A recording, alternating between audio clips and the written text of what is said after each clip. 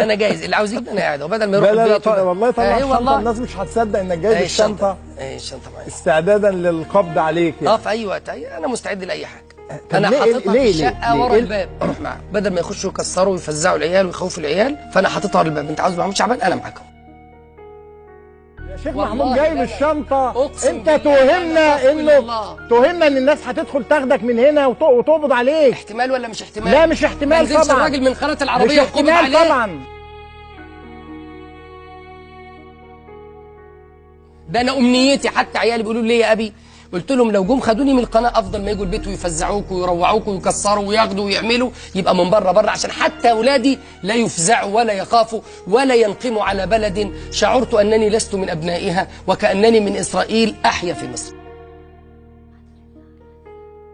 نحن في نظام لا يقبل الراي الاخر ولا يقبل قوله الحق. انا قلت قوله الحق على المنبر، كل ما قلته ادين الله به وألقى الله عليه، ولست مستعدا للتنازل عن كلمة ولا للتراجع عنها. ما كانتش في مظاهرات أيام الدكتور مرسي، البنت بس اللي عري جزء من بدنها قامت الدنيا ولم تقعد. دلوقتي البنات بتضرب في الأزهر وبتسحل وبتعمل فيها كل حاجة، ما بتستنكروش ليه؟ بتضرب، بتتسحل، بتتشد من شعرها، بتتجرجر على الأرض قدام نائب رئيس جامعة الأزهر، بينه وبينها متر، اتسحلت واتضربت وبالشلوت وبالبوكس وخدها تحت باطه وبيضرب فيها ونزلها على الأرض وبيضرب فيها ومجرورة كده براسها على الأرض يجي 20-30 متر. طلبة تحب محمود شعبان يخافون من جمهور محمود شعبان الذي يحبه، العمال الذين ادعى وزير الأوقاف وأنا خصمه بين يدي الله. إن كنت وزيرا اليوم تتألى علي بوزارتك أو بمركزك، اعلم أنني سأموت وأنك ستموت وسنلتقي أنا وأنت بين يدي الحي الذي لا يموت.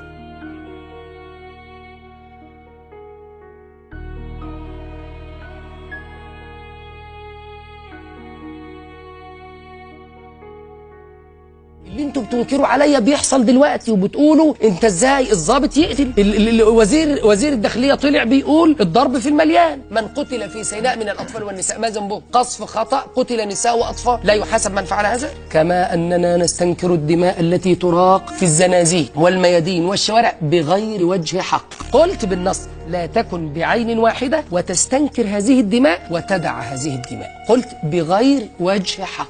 أستحلفك بالله، أين التحريض على العنف؟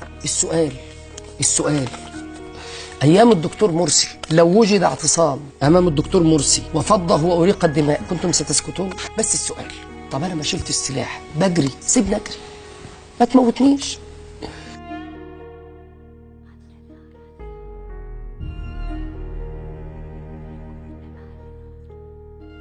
محمود بدر مؤسس ومنسق حملة تمرد. محمود اهلا بيك. اهلا بيك يا استاذ وائل. محمود اتفضل. بس اتمنى من حضرتك تحفظ لي حقي وتحميني من الارهاب الفكري اللي قد يمارسه ضيف حضرتك، عشان انا عاوز اقول كلمتين كده لحد الاخر يعني والناس تسمعني. اتفضل. اول حاجه انا بس لما بسمع الحوار فعلى طول لازم تقصد الى ذهني دعوه الامام ابن رشد رحمه الله: اللهم اني اعوذ بك من شباب يحسبون الدين جهلا وشيب يحسبون الجهل دينا. انا حاسس ان انا من ساعه ما بدانا مستغرب الحقيقه فعلا يعني، وخليني اقول بكل صراحه انا مستغرب ان الدكتور محمود شعبان في ساحات الاعلام وليس في ساحات القضاء وليس في سجن طرى الان. ده شيء غريب. ايه رايك في الكلام ده؟ خصوصا لو سمحت حضرتك، دي وجهة نظره وعقب عليها. ليس تحريضا. ليس تحريضا على الحبس والاعتقال، ده ليس تحريضا يعني. طب خلينا نسمع بس محمود وبعدها عقب. ما تحفظ لي انا حقي، تحفظ لي ان ما حدش كل اللي يتصل يسيء الي، ولا هم بني ادم؟ انا مواطن من الدرجه الرابعه. ما انت موجود. انا مش من حقي كما ينص دستوركم، دستور مصر، وانا مواطن مصري من حقي ان اقول رايي، ولا الراي ما انت موجود اسمعه وبعد كده علق على كلامه. هو بيقول لك احفظ حقي وما بتحفظليش انا ليه؟ يا شيخ محمود بس كفانا بحركات بهلوانيه واستعراضيه. يا اخي والله انا مصري، والله انا مصري. طب اسمعوا. مش اسرائيلي والله.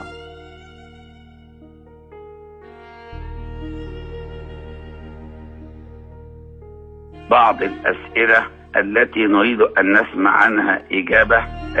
أوائل محمود شعبان يقول لنا ماذا كان منه عندما أرسل المعزول خطابا إلى رئيس إسرائيل صديقي العزيز في فضيحة دبلوماسية كبيرة، ولم نسمع منه ولا من أمثاله استنكارا. لا، استنكرت ساعتها على الهواء في الفضائيات وقلت يلزمك أن ترفض هذا يا دكتور مرسي، وأن تكذبه، وأن تحيل المسؤول عن هذه الكلمة على الهواء، ومستعد أن آتي بالفيديو.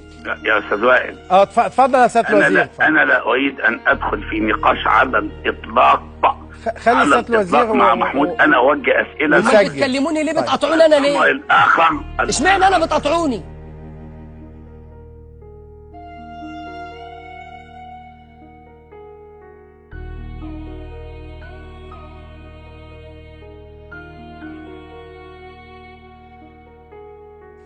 تقدر تبقى منصف دقيقتين؟ تحاول؟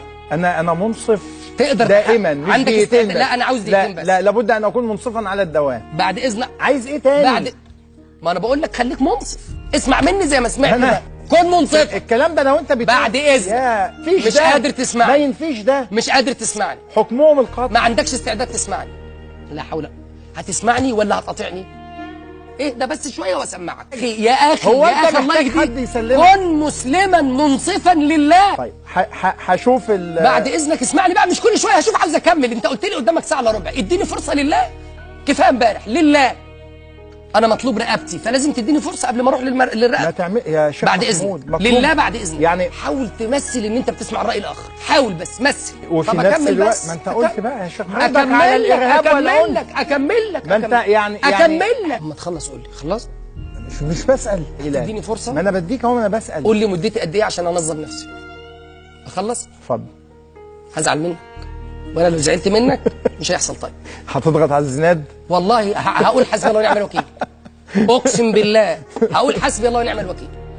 انا خايف انت اللي تكون خايف انت اللي تكون جايب لنا ناس تضغط على الزناد. تسلم، جزاك الله خير. في عربيه ميكروباص ولا حاجه. جزاك الله خير. طيب اتفضل. انا مش عاوز اقول حسبي الله ونعم الوكيل، لو قلت لها ثمن عند الله عز وجل.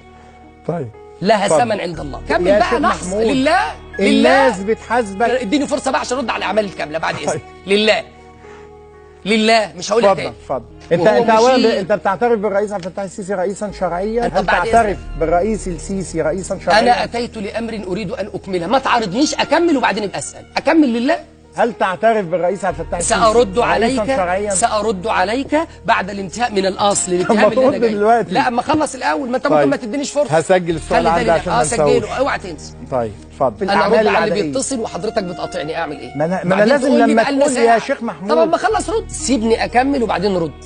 اكمل بقى الله يكرمك. ده اهم حاجه لله، اهم حاجه. جيت عند البراءه تقول لي طيب ايه؟ دي البراءه لله. كونوا منصفين لله. وانا كل يا اخي والله ستحاسب بين يدي الله، والله انا خصمك بين يدي الله. مش عاوز ندافع عن نفسي، مش عاوز ندافع عن نفسي. سجلك الدائم. طب ما تسمع، لا تكن حكما. المفروض ان حضرتك تكون منصف ومحايد، ما تحكمش عليها بحاجه. لا تعرض اللي امامك. مع الارهاب لن اكون ممكن ارد بقى حضرتك؟ مع تهديد الوطن لن اكون يعني انا ارهابي؟ مع الاساءه للجيش انا ارهابي؟ لن اكون محايد. طب انا اسأت للجيش؟ الارهاب مش قنبله بس. سؤال. انا اسأت للجيش بعد اذنك. فتوى تطلق منك. انا اسأت للجيش؟ انا حرضت على مظاهره يا راجل. انت لسه بتقول انه المشير يتحالف مع اسرائيل، يعني النص عايز تقول ايه؟ عايز تقول ان مصر العظيمه الكبيره انا بقول لك النص بتشتغل عميله لاسرائيل. ده من باب الرد، يعني مش هيبقى الاتصال وحضرتك اكمل جمله مفيده. انت بتسالني وانا بجاوبك. لله اكمل جمله بس لله. انت هتجيب لي كل شويه اتصال. طب اكمل جمله. طب يلا اكمل جمله لله. طب اتفضل. خليني اشوف بس هذه المشاهد تاني اكمل رد لله. رد واحد اكمله لله، اكمل لله رد واحد بس. أنا أقول أنتم أصحاب الفكر الأحادي تهاجمون وتسبون وتلعنون ولا تريدون الرد، وأنا آسف أنني قبلت للمجيء إليكم لتجعلوني ذبيحة للكل، الكل يأكل ليه ذبيحة بس؟ أنا آسف. أنت عندك الحالة يا شيخ، حالة بهلوانية. بتشوف أي حد بيعمل إيه تتحسس مسدسا. ما هو حالة بهلوانية. دي بهلوانية برضو. خلاص خليني لما ما قلت إلا ما يرضي الله، ولا وجود لشيء أقوله يغضب الله أو يضر ببلدي. كل من يضر ببلدي أبرأ منه، كل من يستبيح الدماء أبرأ منه، ويقدم إلى المحاكمة شريطة أن يثبت عليه هذا، لأنني ظلمت وادعوا أنني حرضت على القتل وعلى التكفير، ووالله لم يحدث، وأتحداهم أن يأتوا بنص. واضح إن أنت عاوز تشيل محمود كم قضايا بحيث ما يطلعش منها. هو انت واضح ليه؟ تعبير الحقيقة تشيلني قواضي ليه؟ هو السؤال هيشيلك انت عاوز تدخلني يمين وشمال وتوعد الناس ليه؟ طب اسمعني الله. طب ما انا بسمعك يا اخي اقسم بالله انا مصري وبحب بلدي وببكي على اي دم يراق والله. اكمل الجمله بس. والله ما في عداوه بيني وبين حد. انا رايي كالاتي، اسمعني ادافع عن نفسي وبعدين اتكلموا، ما اديتنيش الفرصه. بعد كل ده ما دافعتش عن نفسك. انا لله وانا اليه راجعون. انت مديني خلي بقى دفاعك يقنع الناس ولا لا؟ اكمل جمله بس، اكمل جمله.